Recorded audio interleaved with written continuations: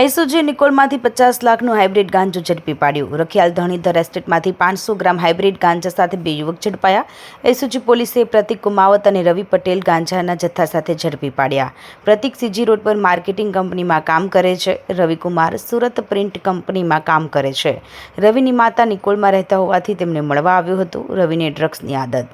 બંને મિત્રો સહદેવ પાસેથી ગાંજો લાવ્યા હતા। સહદેવ અંગે પોલીસે વધુ તપાસ હાથ ધરી। બંને મિત્રો પાન પાર્લર પર મળ્યા હતા, જ્યારે સહદેવની ઓળખાણ બંને મિત્રો સાથે રણુજા ખાતે થઈ હતી। એસઓજીએ બંને આરોપીની ધરપકડ કરી કેસની આગળની કાર્યવાહી હાથ ધરી।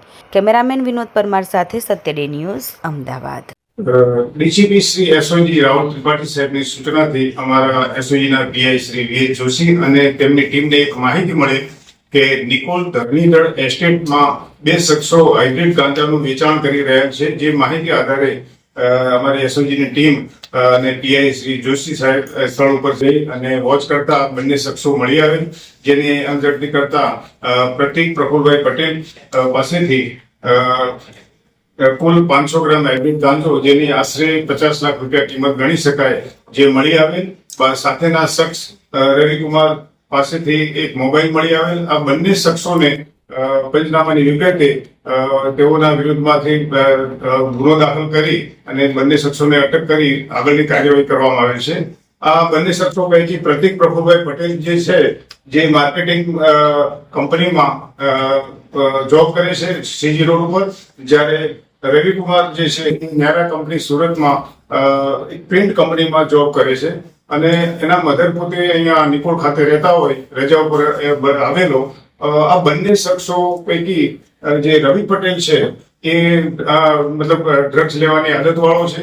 આ શખ્સો ઘણા ટાઈમથી પોતે એડિક્ટ છે અને આ જે એડિક્ટ ગાંજો છે, જે ગાંજો એક સહદેવ નામના વ્યક્તિએ તેમને વેચાણ માટે આપેલો અને જેના બદલામાં વળતર રૂપે બંનેને 5,000 રૂપિયા આપવાના નક્કી કરેલા હતા। આ સિવાય ખરેખર કેટલા ટાઈમ જ્યાં ધંધો કરે છે, સહદેવ નામનો વ્યક્તિ ક્યાં છે, ક્યાં રહે છે, એ વિશેષ પૂછપરછ રિમાન્ડ દરમિયાન મેળવી અને આગળની કાર્યવાહી કરવામાં આવશે। પકડાયેલા આરોપી વચ્ચે શખ્સો નિકોલ ખાતે રહે છે। ત્યાં એક પાન પાર્લર જે નામ આપેલું છે, પાન પાર્લર ઉપર આ લોકો સિગરેટ પીવા માટે જતા હતા। ત્યાં એમની બંનેની દોસ્તી થયેલી। બંને આરોપીની અરસપરસ જે સહદેવ છે એ વ્યક્તિને એમની પૂછપરછ દરમિયાન જાણવા મળેલ કે રણુજા ખાતે કોઈ સેવા કેમ્પમાં લોકો બધા ભેગા થયેલા અને એમનો એ રીતે એમને પરિચય થયેલો। આગળની તપાસ આપણે શું કરીશું? આગળની તપાસમાં સહદેવ ખરેખર કોણ છે, ક્યાં રહે છે, જે મુખ્ય આરોપી એ પોતે છે, મુદ્દામાલ આપનાર છે, તો એની મતલબ કે તપાસ કરવી જરૂરી છે। આ શખ્સો ખરેખર કેટલા ટાઈમથી કરે છે એ પણ પૂછપરછ કરવી જરૂરી છે। આ બધા મુદ્દાઓને માટે રિમાન્ડના મેળવી અને આગળની કાર્યવાહી કરવામાં હાલમાં આજે છેલ્લે જે કેસો થયેલા છે એમાં 1 કિલોના 1 કરોડ રૂપિયાની હાઇબ્રિડ ગાંજાની કિંમત છે। આપણે જે ગાંજો છે 500 ગ્રામ છે, તો એના અનુસંધાને 50 લાખ રૂપિયા કિંમત ગણી શકાય।